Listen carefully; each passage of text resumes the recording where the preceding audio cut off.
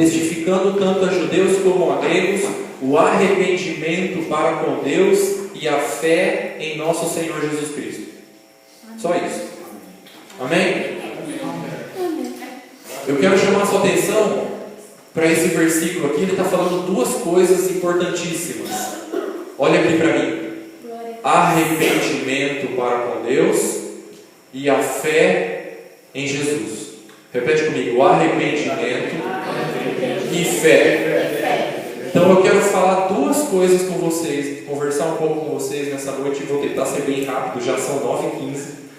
Mas eu vou tentar ser bem rápido. Eu quero conversar um pouco com vocês a respeito dessas duas coisas. Que coisas? O arrependimento para com Deus e a fé em Jesus. Ok? Maravilha. O que é arrependimento? Hã? Temor. O que mais? Se arrepender dos erros. O que mais? Arrependimento é mudança de atitude. O original lá da palavra do grego, não sei das quantas, é metanoia. Metanoia significa mudança de atitude. Arrependimento não é quando você chora. Arrependimento é quando você muda. Entende? Arrependimento é mudança de atitude. O exemplo clássico de arrependimento, o filho pródigo de Lucas 15. Ele fazia uma coisa antes, ele nunca mais voltou a viver longe da casa do pai, lá no outro país lá. Ele voltou para a casa do pai e nunca mais saiu. Ele mudou de atitude. Ele vivia longe e mudou de atitude. Voltou para a casa do pai e nunca mais voltou a fazer. Outro exemplo de arrependimento é o de Davi. Davi cometeu adultério, manipulou a morte lá do Urias. Quando ele foi confrontado, ele disse: pequei. E quando ele disse pequei, essa expressão pequei, ela tem uma suposta promessa de arrependimento. Só que o Davi ele se arrependeu de verdade, porque ele nunca mais adulterou, nunca mais manipulou a morte de ninguém. E ele mudou de verdade, ele nunca mais fez isso. Se você vê, acompanha a história de Davi, ele mudou. Isso é arrependimento, é mudança de atitude. Ele se quebrantou, ele se jogou no chão, ele confessou que pecou, tudo, maravilha. O arrependimento toca nas nossas emoções, eu vou falar um pouco aqui também. Mas o sentido verdadeiro da palavra arrependimento é mudança de atitude. Davi mudou, nunca mais ele voltou a fazer isso. Foi grosseiro o que ele fez? Foi muito grosseiro o que ele fez. Ele sofreu consequências? Sofreu consequências. A espada nunca mais se apertou da sua casa. Mas ele mudou, ele se arrependeu, ele errou, falhou feio, pecou, era um pecado aquilo que ele fez. Mas ele se arrependeu, ele nunca mais fez aquilo. E isso é arrependimento. Amém, glória a Deus. Amém? Entenderam o que é arrependimento? Qual é a importância do arrependimento? Jesus falou em Lucas 13 que sem o arrependimento nós não somos aceitos por Deus. Olha a importância do arrependimento. Ele falou assim: se vocês não se arrependerem, todos igualmente perecereis. O que é perecereis? De perecer. O que é perecer? Morrer. O que é essa perecer? O que ele está falando? De ir para onde? Inferno. O arrependimento, a importância dele é para que Deus nos aceite. Aí inverteu o papel agora. Não é nós que temos que aceitar Jesus. É Ele que tem que nos aceitar. O Senhor é Ele. Ele que é o santo, perfeito e justo. Nós somos os falhos. Ele que tem que nos aceitar. O que Ele pede? Arrependimento. Arrependimento é mudança de atitude. Eu sei que eu faço uma coisa errada. Eu me arrependo, eu nunca mais eu faço. Arrependimento não é quando você chora. Arrependimento é quando você muda. Isso é arrependimento. Jesus falou em Lucas 13: se vocês não se arrependerem, todos igualmente vão perecer. Então é importante o arrependimento para que Deus nos aceite. Tá? O arrependimento, ele passa pelo nosso intelecto, ele passa pelas nossas emoções e ele passa pela nossa vontade. É importante que o arrependimento passe pelos três. Por quê? Porque o arrependimento, quando ele passa pelo nosso intelecto, ele muda as nossas razões. Entende? As nossas razões precisam mudar. Os nossos conceitos precisam mudar. Precisam de arrependimento. Porque nós somos justiceiros. Nós não somos do tipo daquele que toma um tapa na cara e oferece a outra. O que nós queremos fazer? Nós queremos revidar, nós queremos vingar, nós queremos manipular.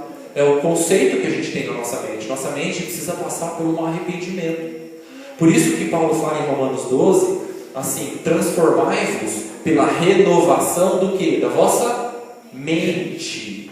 A transformação vem pela mudança dos nossos conceitos que a gente tem em cima dessa caixa aqui em cima do pescoço, que a gente chama de cabeça e cérebro.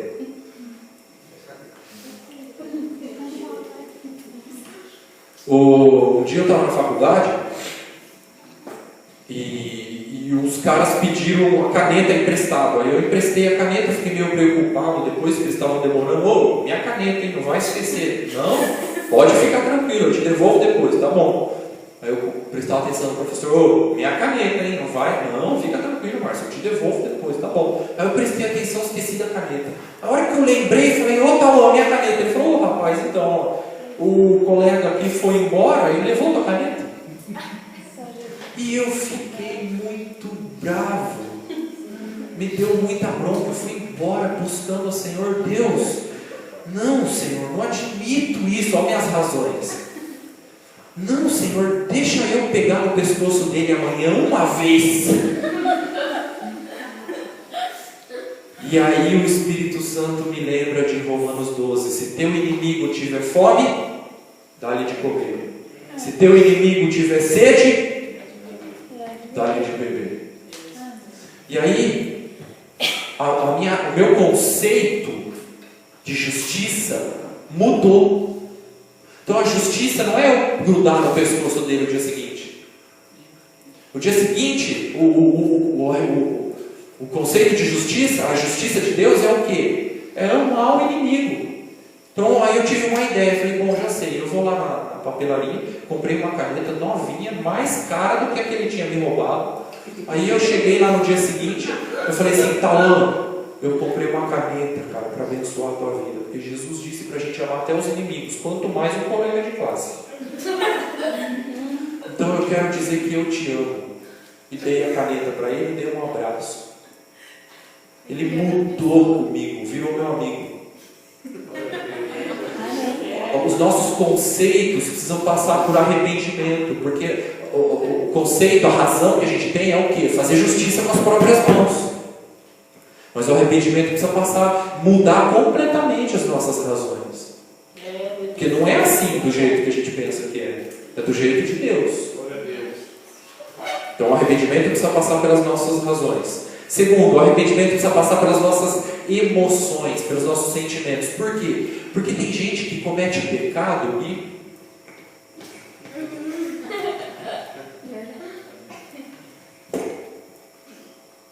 Teve uma vez que uma pastora me ligou e falou assim, Márcio, eu tive uma visão de um anjo descendo do céu e indo conversar com meu filho. O filho dela estava nas drogas.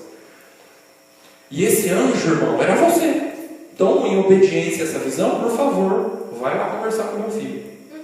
Eu falei assim, mas calma, pastora, não é assim, vamos orar essa semana, vamos buscar o Senhor, na semana que vem eu vou ali visitar a senhora, o seu marido, eu vou trazer uma palavra, eu vou orar por vocês. Não, irmão, você tem que vir hoje, porque ele quer ir embora de casa hoje.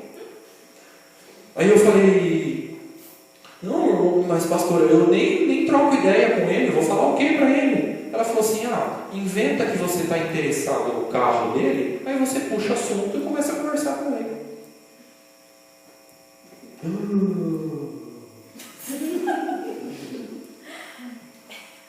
Eu fiquei absurdado. Já ficou absurdado alguma vez? Eu fiquei absurdado. Ela falou para eu mentir. E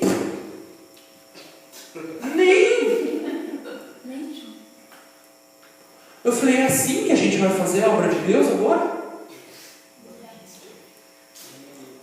E isso é o que Paulo fala lá em Timóteo 4:2, né? Consciência cauterizada, comete pecado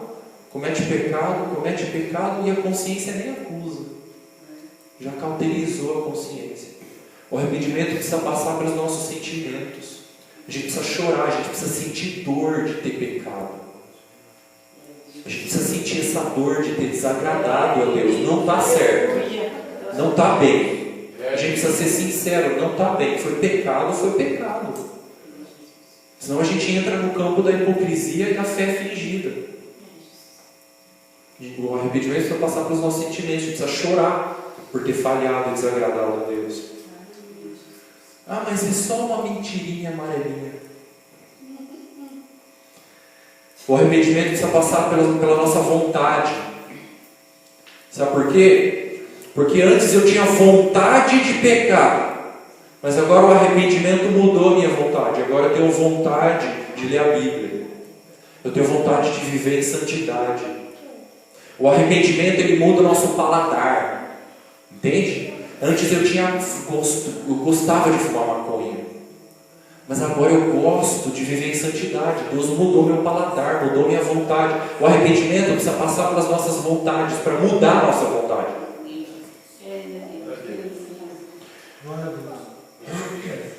Quando você lê a Bíblia, né, você vê alguns exemplos de arrependimento, e aí eu percebi que não é só Deus que produz arrependimento. Porque em 2 Coríntios 7,10 fala que a tristeza, segundo Deus, produz arrependimento para a vida, né? Então você acha que é só Deus que produz arrependimento. Mas eu aprendi que tem outras coisas que produzem arrependimento também. Quer ver um exemplo? O faraó estava lá com o povo escravizado lá do Egito, chegou Moisés e falou assim: liberta o meu povo. Ele falou assim: não. Aí veio uma praga, começou a pressionar o faraó lá, uma ameaça. Aí o que o faraó fez? Pequei contra Deus, eu me arrependo, pode levar o povo embora. Mas Moisés, ora lá para Deus tirar a praga de mim, hein? Aí você já vai vendo qual era a intenção dele, né? Aí o que aconteceu? Tirava a praga, o que o faraó fazia? Voltava para o pecado e voltava a endurecer seu coração. Só ler Êxodo. Aí vinha a segunda praga, ameaçava ele: pequei, eu confesso, pode levar o povo, mas ora para Deus tirar essa praga, hein? Aí saía a praga e ele não deixava sair o povo, voltava para o pecado que ele tinha cometido antes de novo e voltava a endurecer seu coração. Sabe quantas vezes ele fez isso? 10.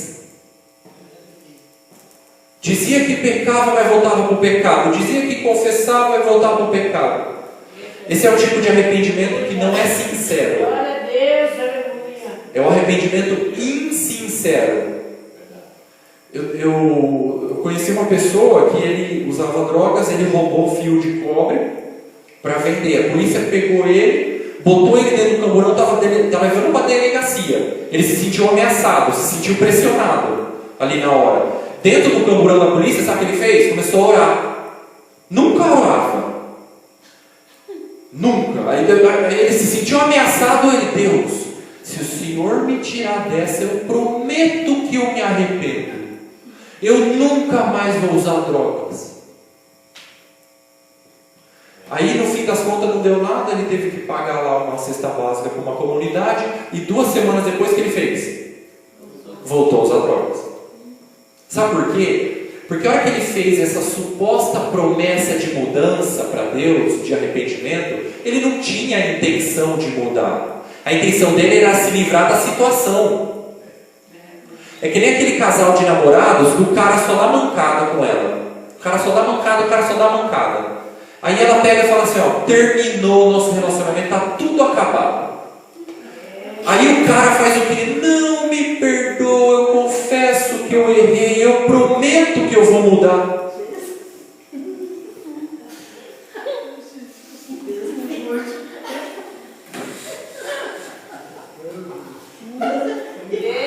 Não é assim que esse cara faz?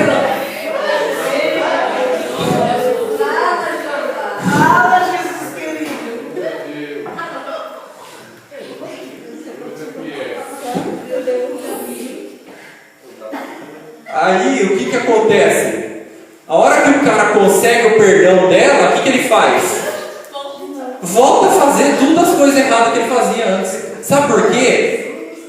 A intenção dele não é mudar. A intenção dele é voltar com ela, só isso. Por isso que ele promete arrependimento.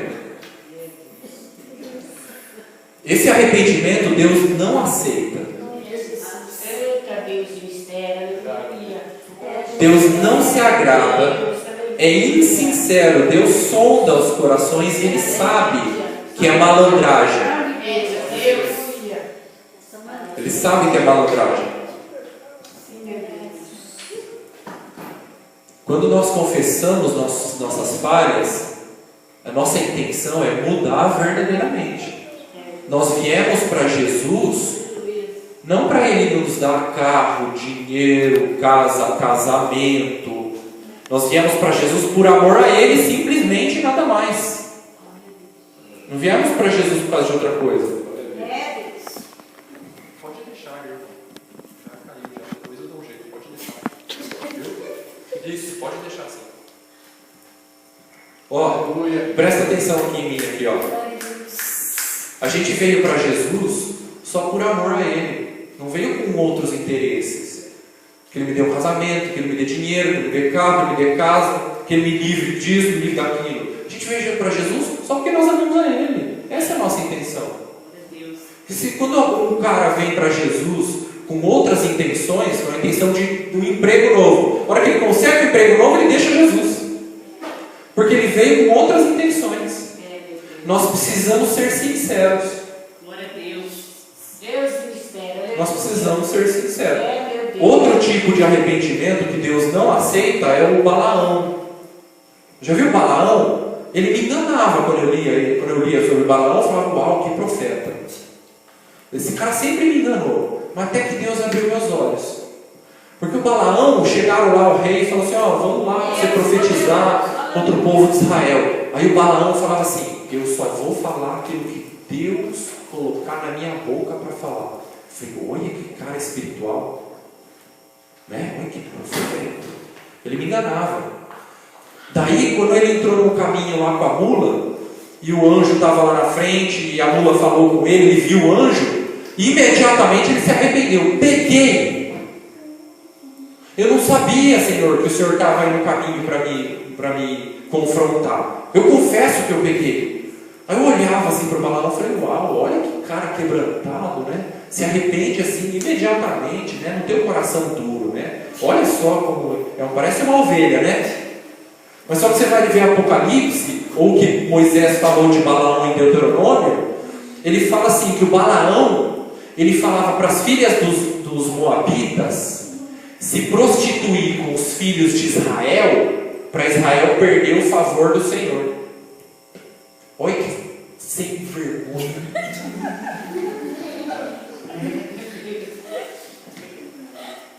Ele representa aquele tipo de crente, assim, que faz tudo que o crente faz na igreja e faz tudo que o mundano faz no mundo.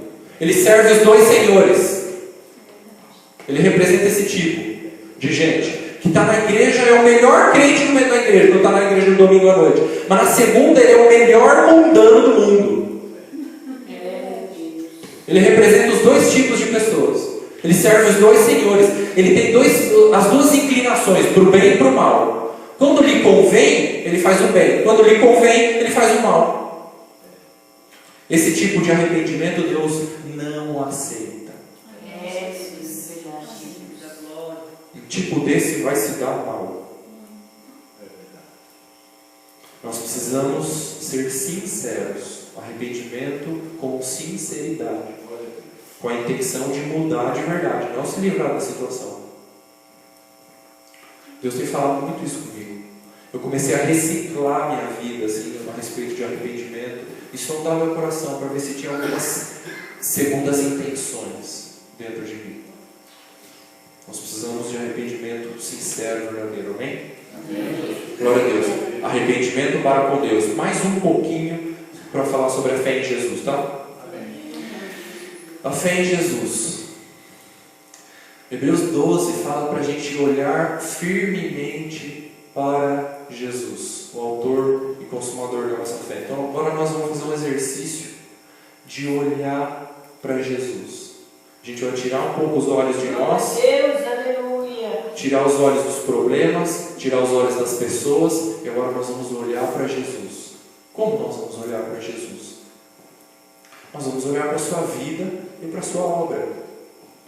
Em João 1, do 1 ao 3, fala assim: no princípio ele era o Verbo, E o Verbo estava com Deus. E o Verbo era Deus. Ele estava no princípio com Deus. E todas as coisas foram feitas por intermédio dele. E sem ele, nada do que foi feito. Glória a Deus, aleluia. Quem é esse Verbo? Jesus. Ele estava lá com Deus. Ele estava no princípio com Deus. Ele era Deus. Deus disse: façamos o homem à nossa imagem. Por que disse façamos?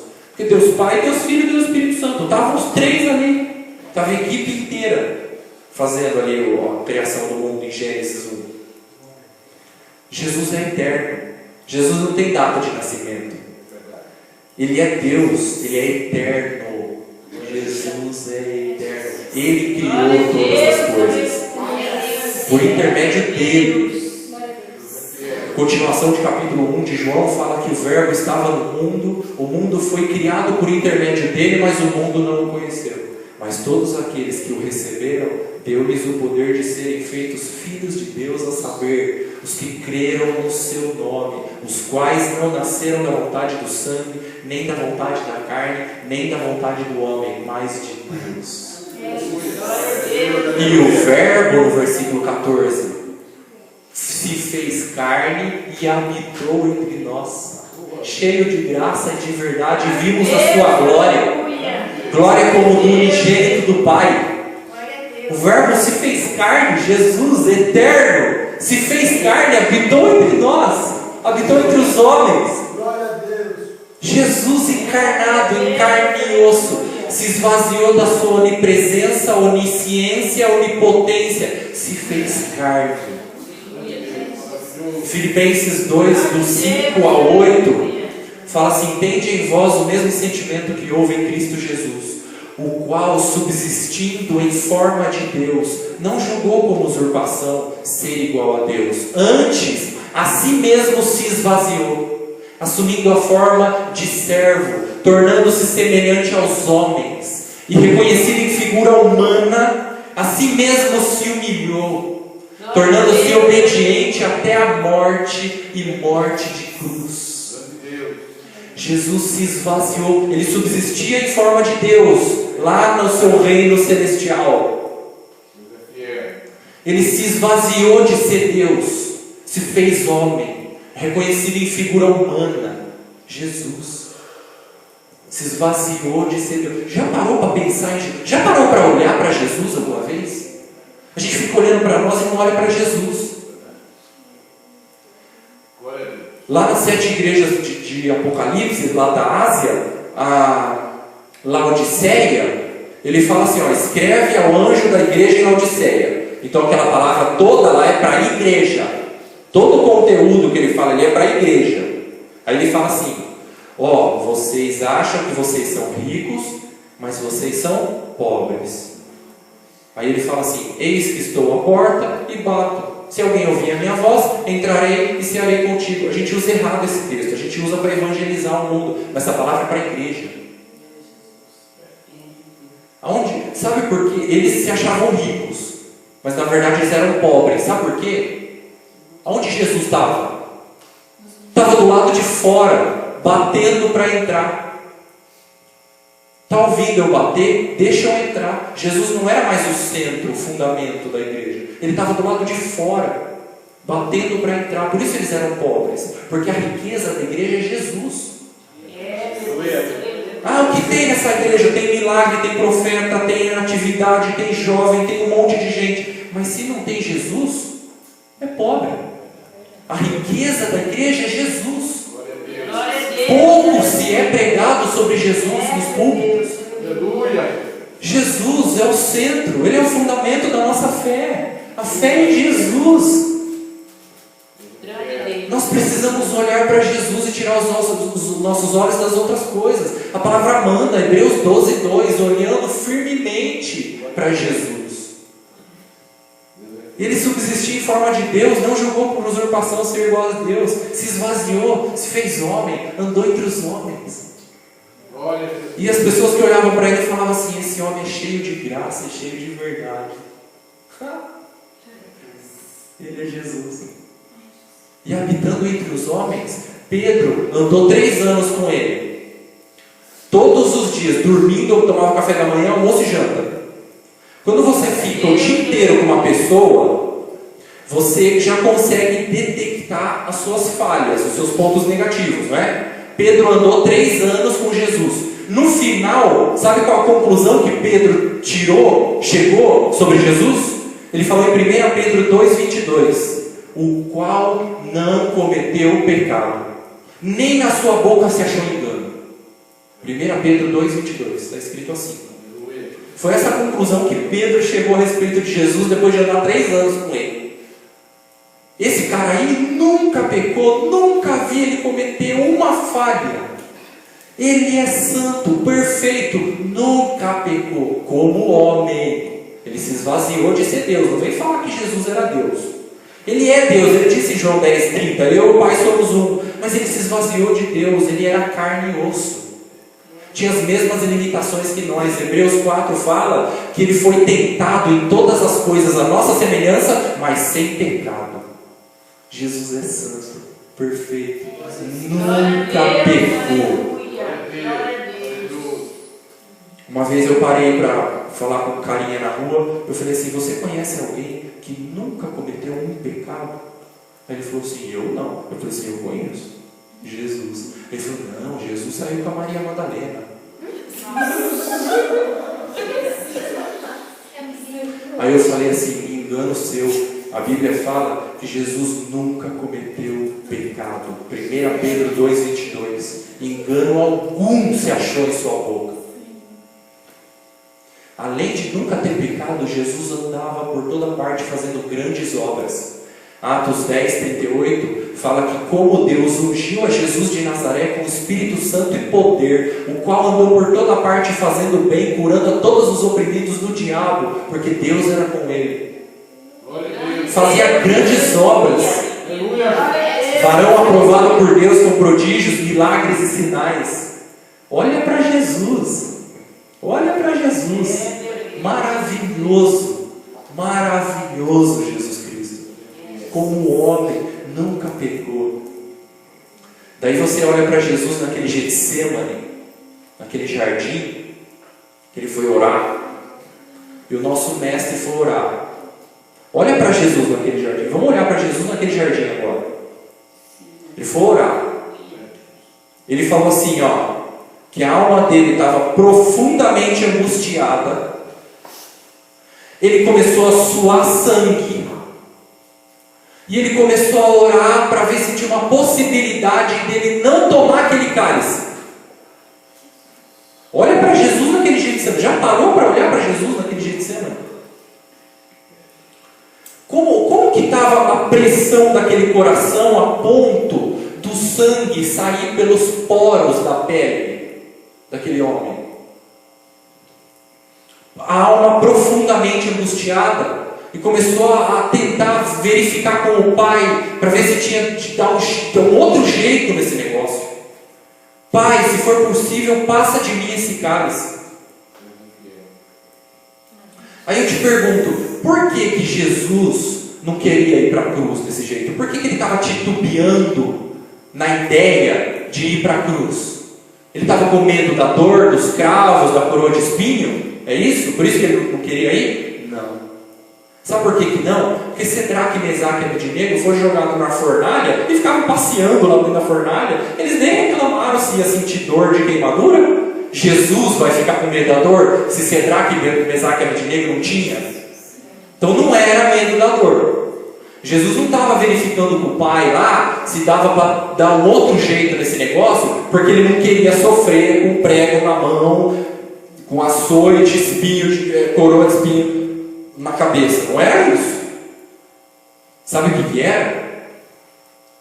Já parou para pensar por que Jesus não queria ir para a cruz? Estava titubeando com essa ideia? Medo de dor não era. O que era então? Jesus sabia que naquela cruz ele ia experimentar a única coisa que ele nunca tinha experimentado antes. Alguém falou? Pecado. Ele sabe, 2 Coríntios 5, o qual não conheceu pecado.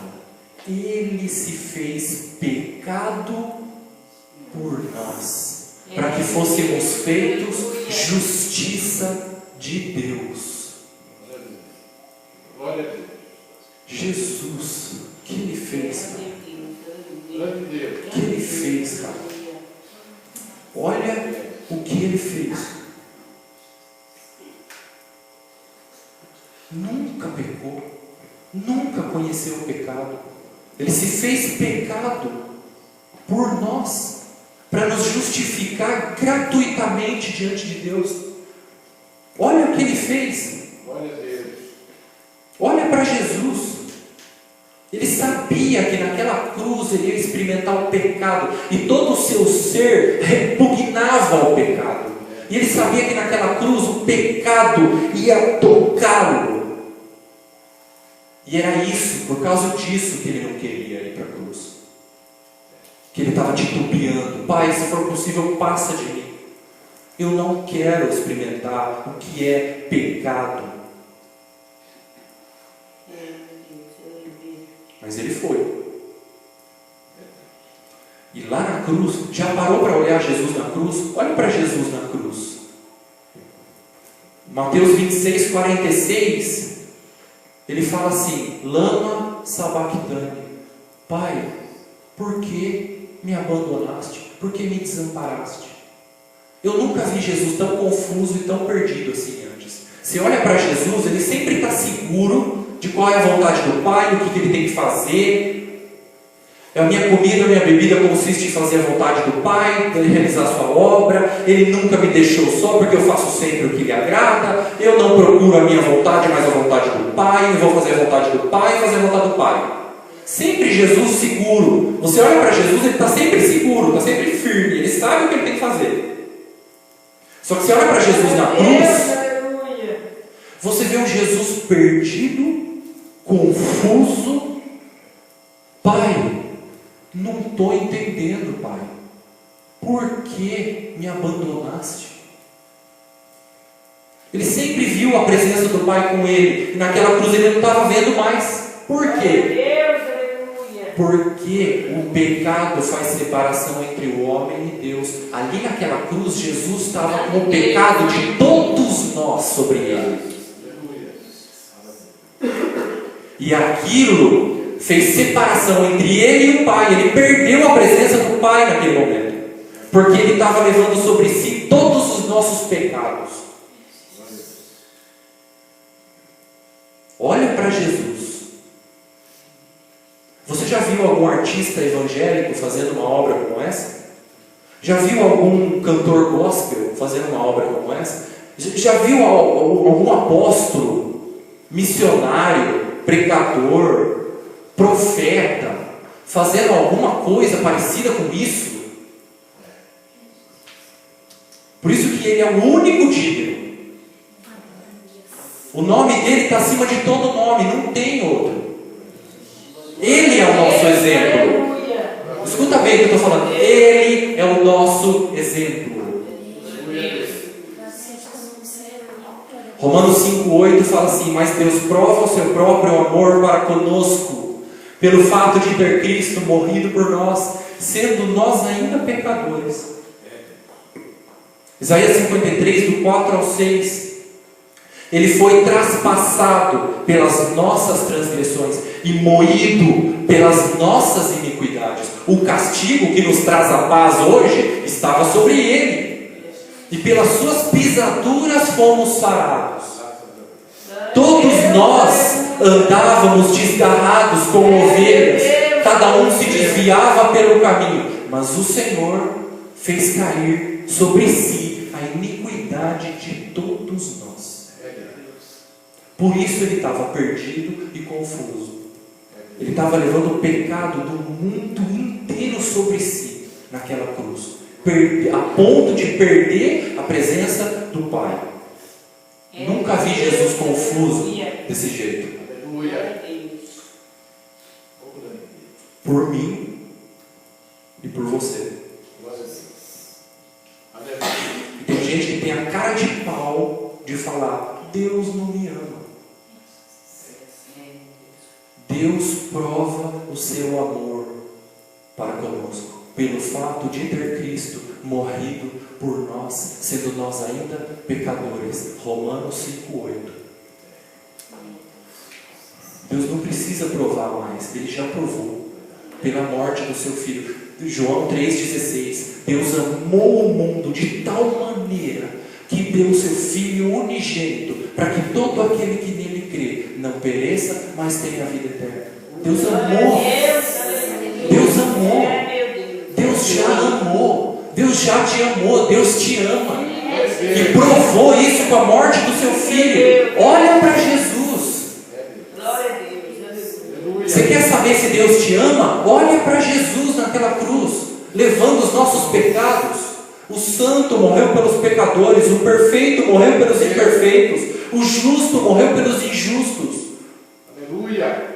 Eu merecia estar lá, por todas as maconhas que eu fumei, mas Ele pagou esse preço. Já viu alguém pagando um preço maior? Nunca houve e nunca haverá. Jesus morreu pelos nossos pecados. Romanos 5,1 fala: justificados pela fé, temos paz com Deus por intermédio dele, de nosso Senhor Jesus Cristo. Hoje eu tenho paz com Deus por intermédio dele, não é por obras praticadas por mim. Esse é o Evangelho. Esse é o Evangelho. Glória a Deus. O que você anda pregando? Glória a Deus. Oh, maravilhoso. Nós temos que pregar o Evangelho. Se nós queremos que a igreja mude, nós temos que mudar a nossa mensagem. A gente faz muito malabarismo bíblico com o Velho Testamento. Não vai lugar nenhum. Olha para Jesus. Glória a Deus. Aleluia. Maravilhoso. Só que Jesus ressuscitou. Glória a Deus. A palavra fala em Atos 2,24: ao qual, porém, Deus ressuscitou, rompendo os grilhões da morte, porquanto era impossível que ele fosse retido por ela. Ele quem? Jesus. Fosse retido por quem? Pela morte. Era impossível. Jesus venceu a morte, ele ressuscitou. E o que isso afeta na minha vida? É que Romanos 6 fala que o batismo me une na morte de Jesus. E o batismo também me une na ressurreição de Jesus. E o que isso afeta a minha vida, ser unido na morte de Jesus? A crucificação do meu velho homem. E o que me afeta em mim, a ressurreição de Jesus, ser unido na ressurreição de Jesus? Para eu ter a chance de andar em novidade de vida. Leia Romanos 6. Jesus ressuscitou, é a chance da gente viver uma nova vida pelo batismo, que me une na sua ressurreição para andar em novidade de vida, ser uma nova criatura. Aquele que está em Cristo é uma nova criatura. Glória a Deus. Aleluia. Coisa linda, né? É muito bom olhar para Jesus, cara. Eu gosto muito. Eu fico em casa lá, às vezes, deitado na cama, fico olhando para Jesus. Fico olhando. Não é para tirar os olhos dele. A Bíblia não fala nenhuma vez para a gente tirar os olhos dele. A última verdade sobre Jesus: Jesus voltará. Mateus 24:30. Então aparecerá no céu o sinal do Filho do Homem, todos os povos da terra se lamentarão e verão. Aí a gente encontra aquele erro naquele filme lá, o Deixados para Trás, né? Deixados para Trás, um vai e o outro fica e não sabe o que aconteceu, ele fica ali perdido. A Bíblia fala, Mateus 24:30, e todos os povos da terra se lamentarão e verão o Filho do Homem vindo sobre as nuvens do céu com poder e grande glória. Vai ser o maior evento da face da terra. Vai vir com raio, vai vir com trovão, vai vir com trombeta, a natureza vai ser afetada, mortos vão ressuscitar, todos os mortos vão ressuscitar. Vai ser o maior evento da face da terra, não tem como não ver. Não tem como não ver. Diante de Deus. Aleluia. Amém? Glória. Chega, vou parar de falar. Glória a Deus. arrependimento para com Deus e a fé em Jesus. Amém, amados? Vou ficar de pé e quero orar por vocês então. Olha, Deus reconhece.